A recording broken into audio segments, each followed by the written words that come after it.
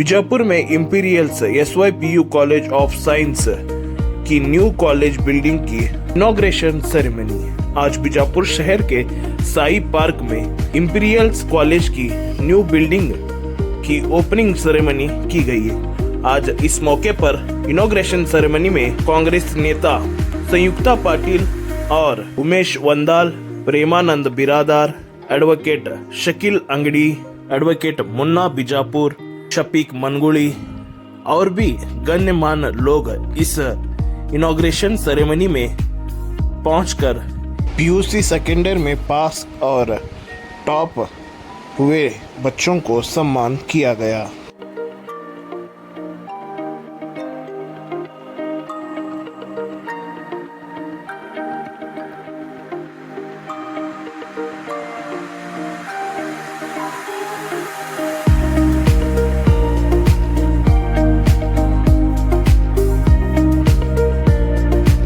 Of everyone present here, I extend a warm and respectful welcome to Shrimati Samyukta Patil. We are proud to have such women power among us.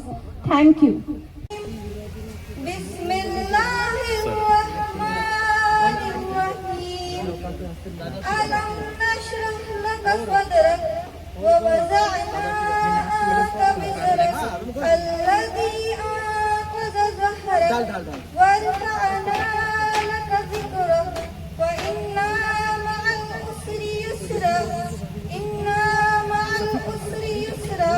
وإذا فرغت فانصب وإلى ربك فارغب صدق الله العظيم.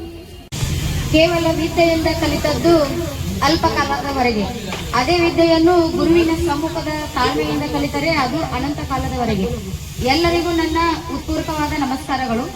ಇಂದು ನಮ್ಮ ಕಾಲೇಜಿನ ಸಂಸ್ಥೆಯಲ್ಲಿ ನಡೆಯುತ್ತಿರುವ ಈ ವಿಷಯ कार्यक्रम के ಎಲ್ಲ ಅತಿಥಿಗಳು, ಶಿಕ್ಷಕರು ಮತ್ತು ವಿದ್ಯಾರ್ಥಿಗಳಿಗೆ ಹಾರ್ದಿಕ ಸ್ವಾಗತ. Thank you. बहुत ही खास मेहमान शिवानंद पाटिल साहब की साहबजादी और कांग्रेस की वुमेन एम्पावरमेंट यानी औरतों की बड़ी सबसे बड़ी लीडर माने दावत को लबैक कहते हैं कि यहाँ पर आए हैं। जोरदार तालियों से मैडम का एक बार स्वागत करते हैं। ಉಪಸ್ಥಿತರಿರುವಂತಹ ಎಲ್ಲರಿಗೂ ಕೂಡ ನಾನು ಮೊದಲನೇದಾಗಿ ನನ್ನ ಕೃತಜ್ಞತೆಗಳನ್ನು ಸಲ್ಲಿಸಕ್ಕೆ ಇಷ್ಟಪಡ್ತೀನಿ. ನಾನು ಮೊದಲು ಏನು ತಿಳಿಲಿಲ್ಲ ಅಂತಂದ್ರೆ ಯಾವ ಭಾಷೆನಾಗ ಮಾತಾಡ್ಬೇಕನ್ನೋದು ನನಗೆ ತಿಳಿಲಿಲ್ಲ. ಮೇಡಮ್ ಅವ್ರು ಇಂಗ್ಲೀಷ್ನಾಗ ಮಾತಾಡಿದ್ರು, ಸರ್ ಕನ್ನಡನಾಗ ಮಾತಾಡಿದ್ರು, ಇಲ್ಲಿರೋರು ಹಿಂದಿನಾಗ ಮಾತಾಡತ್ತಾರ, ಯಾವ ಭಾಷೆನಾಗ ಮಾತಾಡಿದ್ರೆ ಇಲ್ಲಿ ಕರೆಕ್ಟ್ ಅಂತ ನನಗೆ ಗೊತ್ತಾಗಲಿಲ್ಲ. ಆದ್ರೆ ಇದು ಬಹಳ ಖುಷಿಯ ಸಂಗತಿ ಅಂತ ನಾನು ನಂಬಿದ್ದೀನಿ.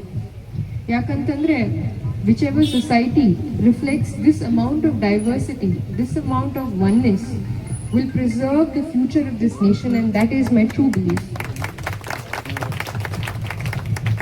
So ನಾನು ಒಂದು ಎರಡು ವಿಷಯಗಳನ್ನ ನಾನು ಹೇಳಕ್ಕೆ ಇಷ್ಟಪಡ್ತೀನಿ. ಮೊದಲನೇದೇನು ಅಂತಂದ್ರೆ I'd like to congratulate Imperial College and all the students who are passing out of Imperial College, because they have successfully been running this college for 6 consecutive years. And in the 6 years that they have been running this college, they have had a near 100% result. So I'd like to commend the management and the principal for their tremendous effort on making sure that every year they have a 100% result. And I'd like to hope and request everybody to take admission in this college for the future of this country. And secondly, what I'd like to say is, ಇವತ್ತು ನಾವು ಬಹಳ ಒಂದು ಸಂದಿಗ್ಧ ಪರಿಸ್ಥಿತಿಯಲ್ಲಿ ನಮ್ಮ ದೇಶವನ್ನು ನಾವು ಕಾಣ್ತಾ ಇದ್ದೀವಿ. ಮೊನ್ನೆ ನಾನೊಂದು annual status of education report ಅನ್ನುವಂಥ ಒಂದು ರಿಪೋರ್ಟ್ ಬರ್ತಿದೆ. ಆ ರಿಪೋರ್ಟ್ ಓದ್ತಾ ಇದ್ದೆ. ಆ ರಿಪೋರ್ಟ್ ಅಲ್ಲಿ ಏನ್ ಹೇಳ್ತು ಅಂತಂದ್ರೆ 16,000ಕ್ಕಿಂತಲೂ ಹೆಚ್ಚು ಪಬ್ಲಿಕ್ ಶಾಲಾ ಕಾಲೇಜ್ಗಳು ನಮ್ಮ ದೇಶದೊಳಗೆ ಮುಚ್ಚಿ ಹೋಗ್ಯಾವ ಅನ್ನುವಂತಹ ರಿಪೋರ್ಟ್ ಅನ್ನ ಆ ಒಂದು annual status of education report ಒಳಗೆ ಹೇಳಿದ್ರು. ನಮ್ಮ ದೇಶ ಸುಮಾರು 3% ಕೂಡ ಅದ್ರ GDPದು ಎಜುಕೇಶನ್ಗೆ ಖರ್ಚು ಮಾಡ್ತಾ ಇಲ್ಲ. At a time when the world is expending more than 5 to 7% of their GDP or their total budget on education, today India is at a position where we are not even able to reach 3%. Our annual status of education report alli ಏನು ಬರೆದಿದ್ರು ಅಂತಂದ್ರೆ, ನಮ್ಮ ಶಾಲಾ ಕಾಲೇಜ್ನಲ್ಲಿ ಇರುವಂತಹ 5ನೇ ವಿದ್ಯಾರ್ಥಿಗಳಿಗೆ ಎರಡನೇದ್ದೇ ಮೂರನೇದ್ದೇ basic maths, science and English ಕ್ವೆಶನ್ಸ್ಗಳನ್ನು ಸಾಲ್ವ್ ಮಾಡೋಕ್ಕೆ ಬರುವುದಿಲ್ಲ ಅನ್ನುವಂತಹ ಮಾತನ್ನು annual status of education report ಹೇಳ್ತಾ ಇತ್ತು. ಇವತ್ತು ನಾವು ಬಹಳಷ್ಟು ಜನ ಏನು ಅನ್ಕೊಂಡಿದ್ದೀವಿ ಅಂತಂದ್ರೆ, ಇತಿಹಾಸ ನಮಗೆ ಏನು ಕಲಿಸ್ತೈತಿ ಅಂತಂದ್ರೆ, ಯಾವತ್ತು ಯಾವ ದೇಶ ಅತಿ ಹೆಚ್ಚು ಜನಸಂಖ್ಯೆಯನ್ನ ಹೊಂದಿರ್ತೈತೋ ಮುಂದೆ ಬರುವಂತಹ ದಿನಮಾನಗಳಲ್ಲಿ ಆ ದೇಶ ಇಡೀ ಜಗತ್ತನ್ನೇ ಆಳ್ತೈತಿ ಅನ್ನುವಂತಹ ಮಾತನ್ನ ಇತಿಹಾಸ ನಮಗೆ ಹೇಳ್ತೈತಿ. We are always told that any country that has the highest population of young people is a country that will reap demographic dividends to ultimately lead the country and lead the world in the next generation to come. ಆದರೆ ಭಾರತ ದೇಶ ಆ ವಿಶ್ವಗುರು ಅನ್ನುವಂತಹ ಪಟವನ್ನು ನಾವು ಪಡಿಬೇಕು ಅಂತಂದ್ರೆ, ನನಗನ್ಸೋ ಮಟ್ಟಿಗೆ ಅದಕ್ಕೆ ಭದ್ರ ಬುನಾದಿ ಆಗಿರೋದು ಯಾವುದು ಅಂತಂದ್ರೆ ಎಜುಕೇಶನ್ ಅಂತ ಹೇಳಿ ನಾವೆಲ್ಲರೂ ಬಹಳ ಮುಖ್ಯವಾಗಿ ತಿಳ್ಕೋಬೇಕು. ಯಾಕಂತಂದ್ರೆ ಯಾವ ದೇಶದೊಳಗ ವಿದ್ಯಾಭ್ಯಾಸದ ಪರ ಹಾಗೂ ಸೈಂಟಿಫಿಕ್ ಅಂಡ್ ರೀಸನಬಲ್ ಅಂಡರ್ಸ್ಟ್ಯಾಂಡಿಂಗ್ ಪರ ಸಹಾನುಭೂತಿ ಇರುವುದಿಲ್ಲೋ ಆ ದೇಶ ಯಾವತ್ತಿದ್ರೂ ಕೂಡ ಮುಂದುವರೆಯಕ್ಕೆ ಸಾಧ್ಯ ಇಲ್ಲ ಅಂತ ನಾನು ನಂಬಿದ್ದೇನೆ. ಸೊ ಅದಕ್ಕಾಗಿ ಇಲ್ಲಿರುವಂತಹ ಎಲ್ಲ ನನ್ನ ಅಣ್ಣ ತಮ್ಮಂದರಲ್ಲಿ ನನ್ನ ವಿನಂತಿ ಏನು ಅಂತಂದ್ರೆ, ಈಗ ಮೊನ್ನೆನೇ ನೀಟ್ ಪೇಪರ್ ಲೀಕ್ ಆಯಿತು. ಅದಕ್ಕಿಂತ ಮುಂಚೆ ಈ ಒಂದು 7 ವರ್ಷಗಳಲ್ಲಿ ಸುಮಾರು 70 ಪ್ರೊಫೆಷನಲ್ ಆ್ಯಂಡ್ ಎಜುಕೇಷನಲ್ ಎಕ್ಸಾಮ್ಸ್ ಪೇಪರ್ಸ್ಗಳು ನಮ್ಮ ದೇಶದೊಳಗೆ ಲೀಕ್ ಆಗಿ ಹೋಗ್ಯವು. ಸೊ ಇಂಥ ಒಂದು ಪರಿಸ್ಥಿತಿಯಲ್ಲಿ ನಾನು ಇಲ್ಲಿರುವಂತಹ ಎಲ್ಲ ನನ್ನ ಅಣ್ಣ ತಮ್ಮಂದರಿಗೆ ಏನು ಹೇಳಕ್ಕೆ ಇಷ್ಟಪಡ್ತೀನಿ ಅಂತಂದ್ರೆ, ಅಟಲ್ ಬಿಹಾರಿ ವಾಜಪೇಯಿ ಅವರೊಂದು ಮಾತು ಹೇಳಿದ್ರು. ನನಗೆ ಬಹಳ ಮಾದರಿಯ ಲೀಡರ್ ಅವರು. ಅವ್ರನ್ನ ನಾನು ಬಹಳ ಕಲ್ತೀನಿ ಮತ್ತು ಅವರಿಂದ ನಾನು ಬಹಳ ಪ್ರೋತ್ಸಾಹ ನೀಡೀನಿ. ಅವ್ರು ಏನು ಹೇಳಿದ್ರು ಅಂತಂದ್ರೆ, देश में ध्रुवीकरण नहीं होना चाहिए. देश में ध्रुवीकरण नहीं होना चाहिए, ना जाति के आधार पर, ना धर्म के आधार पर, ना राजनीति के आधार पर.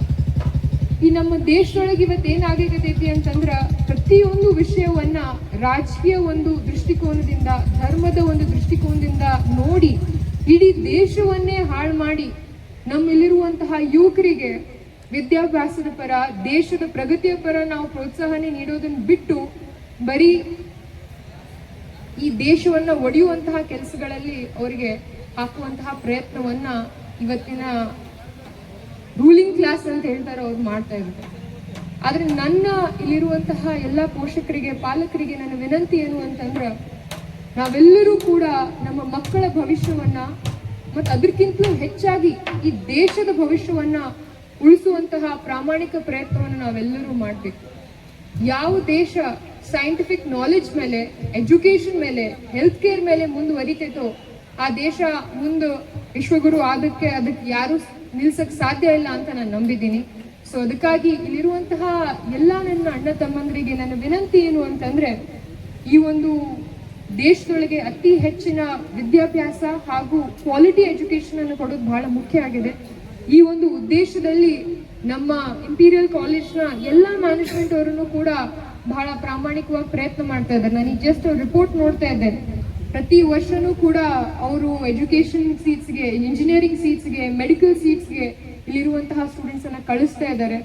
ಆ ಎಲ್ಲ ಸ್ಟೂಡೆಂಟ್ಸ್ ನಾಳೆ ಮುಂದೆ ಹೋಗಿ ನಮ್ಮ ದೇಶವನ್ನ ಕಟ್ಟುವಂತಹ, ಅದಕ್ಕೆ ನೀವನ್ನ ಹಾಕುವಂತಹ ಒಂದು ಪ್ರಯತ್ನವನ್ನ, ಒಂದು ಭದ್ರ ಬುನಾದಿಯಾಗಿ ಅವರು ಬೆಳೀತಾ ಇದ್ದಾರೆ. ಸೊ ಅದಕ್ಕಾಗಿ ನಿಮ್ಮ ಕಾಲೇಜ್ ಇದೇ ರೀತಿ ಏಳಿಗೆ ಮಾಡಲಿ. May your college always progress in the same way. May your success achieve greater heights. And Hyun Sang said a word. He said, every 1,000 miles begins with a first step. So I'd like to wish that Imperial College takes this first step towards the progress and the building of this nation. I wish you all the very best of luck, and I hope to see all of you all in greater positions in the future. Thank you so much.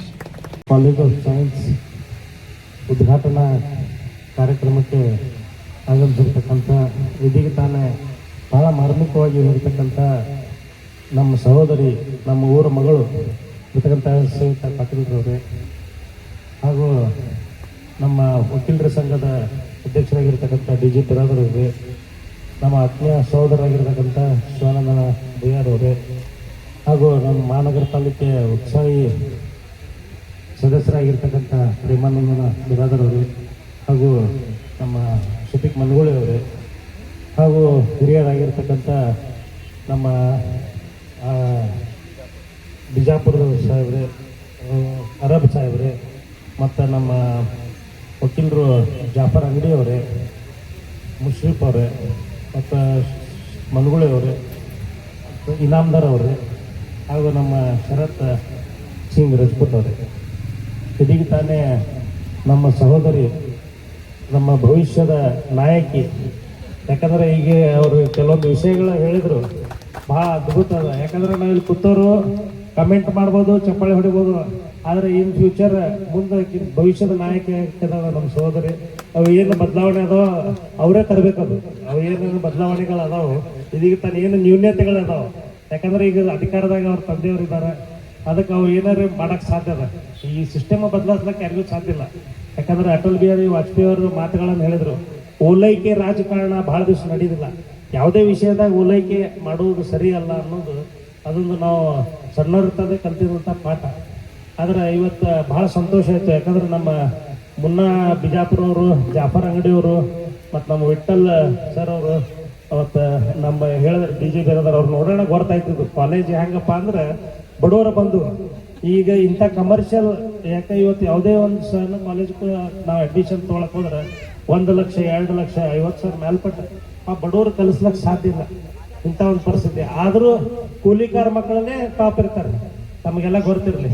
ಇವತ್ತೆಲ್ಲ ಕೊಟ್ಟು ಕಲಿಸಿದ್ರು ನಾವು ಕೂಲಿಕಾರ ಮಾಡುವಂಥ ಮಕ್ಕಳನ್ನೇ top ಒಳಗೆ ಬರ್ತಾರೆ. ಅದಕ್ಕೆ ಇಂಥ ಒಂದು ಶಿಕ್ಷಣ ಸಂಸ್ಥೆ ಭಾಳ ಅವಶ್ಯಕತೆ ಐತಿ. ಅದಕ್ಕೆ ಯಾಕಂದ್ರೆ ಸರ್ಕಾರಿ ಕಾಲೇಜ್ ಒಳಗೂ ಪರಿಸ್ಥಿತಿ ಹೆಂಗಂದ್ರೆ ತಮಗೆಲ್ಲ ಗೊತ್ತಿರ್ತದೆ. ಅದಕ್ಕೆ ಇಂಥ ಒಂದು ಕಾಲೇಜ್ ಮಾಡುವ ಮೂಲಕ ತಾವೇನು ಒಂದು ಒಳ್ಳೆ ಸಮಾಜಕ್ಕೆ ಒಂದು ಒಳ್ಳೆ ಸಂದೇಶವನ್ನು ಕೊಟ್ಟಿದ್ದೀರಿ, ಸಮಾಜ ಸುಧಾರಿಸುವಂಥ ಕೆಲಸ ಮಾಡಿದ್ದೀರಿ. ತಮ್ಮೆಲ್ಲರಿಗೂ ಅಭಿನಂದನೆ ನಾನು ಹೇಳಿ, ನನಗೆ ಇಲ್ಲಿ ಕರೆದು 2 ಮಾತನಾಡಕ್ಕೆ ಅವಕಾಶ ಕೊಟ್ಟಿರ್ತಕ್ಕಂಥ ತಮ್ಮೆಲ್ಲರಿಗೆ ಇನ್ನೊಮ್ಮೆ ಅವರು ಮತ್ತು ವೇದಿಕೆ ಮೇಲೆ ಆಸೀನರಾದಂಥ ನಮ್ಮ ಗೆಳೆಯರಾದಂಥ ಪ್ರೇಮಾನಂದ ಬಿರಾದರ್ ಅವರೇ ಮತ್ತು ಇದೀಗ ತಾನೇ ಮಾತಾಡಿದಂಥ ಉಮೇಶ್ ಒಂದಾಲ್ ಅವರು, ಬಿಹಾರ್ ಅವರು ಮತ್ತು ಜಾಫರ್ ಅಂಗಡಿ ಅವರು, ಇನ್ನೂ ವೇದಿಕೆ ಮೇಲೆ ಆಸೀನರಾದಂಥ ಎಲ್ಲ ಪುಣ್ಯಾತಿ ಗಣ್ಯರಿಗೆ ನಮಸ್ಕರಿಸುತ್ತಾ, ವೇದಿಕೆ ಮುಂಭಾಗ ಇರುವಂಥ ಎಲ್ಲ ಹಿರಿಯ ಸೋದರ ಸೋದರಿಯರೇ ಮತ್ತು ಎಲ್ಲ ಮಹಿಳಾ ವಿದ್ಯಾರ್ಥಿನಿಯರೇ, ಇವತ್ತಿನ ದಿವಸ ಈಗಾಗಲೇ ನಮ್ಮ ಸೋದರಿಯವರು ಮಾತಾಡಿದರು, ಒಂದಲ್ಲ ಅವರು ಮಾತಾಡಿದ್ರು. ಯಾಕಂದ್ರೆ ಶಿಕ್ಷಣ ಎಲ್ಲಿ ಮಟ್ಟಿಗೆ ಬಂತಂದ್ರೆ ಪ್ರತಿಯೊಂದು ಮನೆಯಲ್ಲಿ, ಪ್ರತಿಯೊಂದು ಹಳ್ಳಿಯಲ್ಲಿ ಕೂಡ ಶಿಕ್ಷಣದ ಅವಶ್ಯಕತೆ ಬಹಳ ಇದೆ. ಶಿಕ್ಷಣ ಇರ್ಲಿಕ್ಕಂದ್ರೆ ಆ ಮನೆಯಲ್ಲಿ ಏನು ತೊಂದರೆ ಆಗಬೇಕಂತ ಎಲ್ಲ ಟೆಕ್ನಾಲಜಿ ಬಂದಾವ. ಅದಕ್ಕೆ ಓದು ಸಲುವಾಗಿದೆ ಇವತ್ತು ಶಿಕ್ಷಣವನ್ನು ಕಲಿಬೇಕು. ಅಂಥದ್ರಲ್ಲಿ ಈ ಇಂಪೀರಿಯಲ್ ಕಾಲೇಜು ನಮಗೆ ಇದೀಗ 2 ದಿವಸದಿಂದ ಅಷ್ಟೇ ಗೊತ್ತಾಯ್ತು. ಮುನ್ನಾ ಬಿಜಾಪುರ ಅವ್ರು ಫೋನ್ ಮಾಡಿದ್ರು, ಹಿಂಗೆ ಇಂಪೀರಿಯಲ್ ಕಾಲೇಜ್ ಅಂತ. ಈ ತರನಾಗಿ ನಮ್ದು ಇದೇ ಕಾಲ್ನಾಗ ಮನೆ ಅದು, ಇಲ್ಲಿ ಸಮರ್ಥ ನಗರದಾಗದ. ಈ ಸಾಯಿ ಪಾರ್ಕ್ನಲ್ಲಿ ಈ ತರ ಬಿಲ್ಡಿಂಗ್ ಆದದ್ದು ನಾವು ನೋಡಿದ್ದಿಲ್ಲ. ಮತ್ತು 2-3 ವರ್ಷದಿಂದ ಸಾಕಷ್ಟು ವಿದ್ಯಾರ್ಥಿಗಳು ಇಂಜಿನಿಯರಿಂಗ್ ಮೆಡಿಕಲ್ ಆಗಿರುತ್ತೆ. ನಮ್ಮ ಬಿಜಾಪುರದಲ್ಲಿ ಮೊದಲ ನಾವು ಇದ್ದ ಕಾಲದಲ್ಲಿ ಬಿಜಾಪುರ ಬಹಳ ಹಿಂದುಳಿದ ಶಿಕ್ಷಣದ ಇತ್ತು. ಯಾಕಂದ್ರೆ ಧಾರವಾಡ ಬೆಳಗಾವ್ ಅಂದ್ರ ಅಲ್ಲಿ ಮುಗಿಸಿ ಬಂದಾರಂದ್ರೆ ನಾವು ಡಿಗ್ರಿ ಇಲ್ಲೇ ಬಿಜಾಪುರದಲ್ಲಿ ಓದೈತಿ, LLB ಧಾರವಾಡಕ್ಕೆ ಹೋದ ನಾವೇ ವಿಚಾರ ಮಾಡ್ತೀವಿ. ಧಾರವಾಡ ಬೆಳಗಾವ್ ಓದ್ತಾರಂದ್ರ ಅಷ್ಟು ವಿದ್ಯಾರ್ಥಿಗಳನ್ನು ಅವ್ರು ಏನಪ್ಪಾ ಅಂತ ಕಾಲೇಜಿನಲ್ಲಿ ಓದ್ತಾರಂತ ವಿಚಾರ ಮಾಡ್ತಿದ್ವಿ. ಕಷ್ಟದಿಂದ ಬಂದಾಗೆ ಗೊತ್ತಾಗ್ತದ ನೋವು ನಲಿವು ಬೇರೆದವ್ರ ಕಷ್ಟ ಏನಂತ. ಆ ಸುಖದಿಂದ ಬಂದವ್ರಿಗೆ ಕಷ್ಟದ ಗೊತ್ತಾಗಿಲ್ಲ. ನಮ್ಮ ಜಾಫರ್ ಅಂಗಡಿಯವರು ಉದಾಹರಣೆಪ್ಪ ಅಂದ್ರೆ, ನಾ ಸಾಕಷ್ಟು ಸಲ ಬೇರೆ ಬೇರೆ ಕೆಲಸಕ್ಕೆ ಎಲ್ಲೇ ಕಾರ್ಯಕ್ರಮ ಹೋದಾಗ ಹೇಳ್ತಿರ್ತೀನಿ. ಮುನ್ನಾಬಾಯಿ ನ್ಯಾಯವಾದಿಗಳು ಜಾಫರ್ ಅಂಗಡಿಯವರು, ಅವರು ಸಣ್ಣ ವಯಸ್ಸಲ್ಲೇ ದೊಡ್ಡ ಹೆಸರು ಮಾಡಿದ್ದಾರೆ. ದೊಡ್ಡ ಹೆಸರು ಮಾಡಿದ್ದಾರೆ ಅಂದ್ರೆ ದುಡ್ಡು ಗಳಿಸಿ ದೊಡ್ಡ ಹೆಸರು ಮಾಡಿಲ್ಲ, ಒಳ್ಳೆ ಕೆಲಸ ಮಾಡಿ ಕಷ್ಟಕ್ಕೆ ಮುಂದೆ ಬಂದು ಅವ್ರು ಸಹಾಯ ಸಹಕಾರ ಮಾಡಿ ಜಾತಿ ಭೇದ ಮರೆತು. ಇವತ್ತಿನ ಕಾಲದಲ್ಲಿ ಎಷ್ಟು ಸೂಕ್ಷ್ಮ ಅಂದ್ರೆ, ಹಳ್ಳಿಯಾಗ ಮೊದಲು ಭಾಳ ಜಾತಿ ಮಾಡ್ತಿರ್ತಿಲ್ಲ, ಈ ಸಿಟಿಯಾಗಿತ್ತಿತ್ತಲೇ ಭಾಳ ಹಳ್ಳಿ ಶಾಬುದ್ದಿ ಮುಲ್ಲಾ ಅಂತಿದ್ರು. ನಾ ಸಣ್ಣವಿದ್ದೆ 4 ವರ್ಷ, ನಮ್ಮ ತಂದೆಯವ್ರು ಹೇಳ್ತಿದ್ರು ಶಾಬುದ್ದಿ ಮುಲ್ಲಾ ಅಂದ್ರೆ ನಮ್ಮ ತಂದೆಯವ್ರಿಗೆ ಮಾಮ ಅಂತಿದ್ರು. ಇವತ್ತು ಅವ್ರ ಮಕ್ಕಳು ಮೊಮ್ಮಕ್ಕಳು ನಮ್ಮ ಊರಿಗೆ ಹೋದ್ರೆ ಫಸ್ಟ್ ಅವ್ರಿಗೆ ಹೋಗ್ತೀವಿ ನಾವು. ಕಷ್ಟದ ಮರ್ತಿಲ್ಲ. ನಮ್ಮ ಹತ್ರ ಯಾರೇ ಬರಲಿ, ಯಾವುದೇ ಸಮುದಾಯದವ್ರು ಬರಲಿ, ಯಾರೇ ಅಷ್ಟೇ ಕೆಲವೊಂದು ಸಂದರ್ಭದಾಗ ಚುನಾವಣೆಯಿಂದ ಗೊತ್ತಿರ್ತದೆ, ನಮಗೆ ನೀವು ಬೈದು ನಿಮಗೆ ನಾವು ಬೈದು. ಆ ಬೈದ ವ್ಯಕ್ತಿ ಸಮಸ್ಯೆ ಬಂದಾಗ ನಮ್ಮ ಮನೆ ಹೋಗಿನ ಆಶ್ಚರ್ಯ. ನಾ ದೊಡ್ಡ ಸಂಖ್ಯೆ ಹೇಳ್ತಾ ಇಲ್ಲ. ನಾನು ಚುನಾವಣೆ ನಿಂತಾಗ, you believe it are not system, ನಮ್ಮ ಫ್ರೆಂಡ್ ಮುಸ್ಲಿಮ್ಸ್ ಅನ್ನೋ ತಂಗಿ ಕುರಾನ್ ಓದಾಳ. ಕುರಾನ್ ಓದಾಳೆ ಪ್ರೇಮಾಂತರ ಆಡಿಸ್ಕೊಳ್ಳ ಎಲ್ಲಿ ಸಂಬಂಧ ಅವ್ರ ಮನೆಗೆ ಹೋಗಿ ಏನಾರು ಗಿಫ್ಟ್ ಕೊಡ್ಬೇಕಂತ ಕೇಳಿದ್ರೆ ಗಿಫ್ಟ್ ತರೋದ್ರು ನಮ್ಮ ಮನೆಗೆ ಬರಬಾರ್ದು ಕುರಾನ್ ಬುಕ್ಕ ಚಲೋ ತರೋದ್ರು ಬಾ ಅಂತ ಹೇಳೋದು ಆಕೆ ಇರೋದು ಕೋಲಾರದಾಗ. ಏನಾಗ್ತದೆ ಅಂದ್ರೆ ಯಾಕೆ ಹೇಳ್ತಾ ಇದ್ದೀನಿ ಅಂದ್ರೆ ನಾವು ಮಾನವೀಯ ಮೌಲ್ಯಗಳನ್ನ ಇಟ್ಕೊಂಡು ಜೀವನ ಮಾಡಿದಾಗ ಮಾತ್ರ ನಾವು ಮನುಷ್ಯರಾಗಿ ಸಾಕೋದು. ನಾವು ಓದೆಲ್ಲ ಬೇರೆ, ಮಾನವೀಯ ಮೌಲ್ಯಗಳು ಬಹಳ ಮುಖ್ಯ.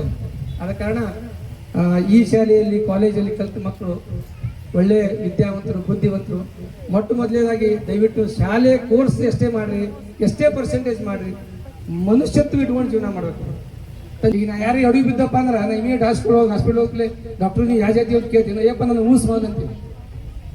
ಆದ ಕಾರಣ ನಾ ಹೆಚ್ಚಿಗೆ ಹೇಳಾಗಿಲ್ಲ, ಭಾಳಷ್ಟು ಮಾತಾಡಿದೆ ಅನಿಸ್ತದೆ. ಯಾಕಂದ್ರೆ ಉಮೇಶ್ ಬ್ರದರ್ ಇರಲಿ, ಇಲ್ಲಿ ನನ್ನನ್ನು ಅತ್ಯಂತ ಪ್ರೀತಿಯಿಂದ ಗೌರವದಿಂದ ಕರೆದು ಸನ್ಮಾನಿಸಿ ಸತ್ಕರಿಸಿ ಮಾತಾಡಲಿಕ್ಕೆ ಅವಕಾಶ ಕೊಟ್ರಿ. ನಿಮಗೆಲ್ಲ ಮತ್ತೊಂದ್ಸಲ ಕಾಂಗ್ರ್ಯಾಚುಲೇಷನ್, ಒಳ್ಳೆಯದಾಗ್ತದೆ.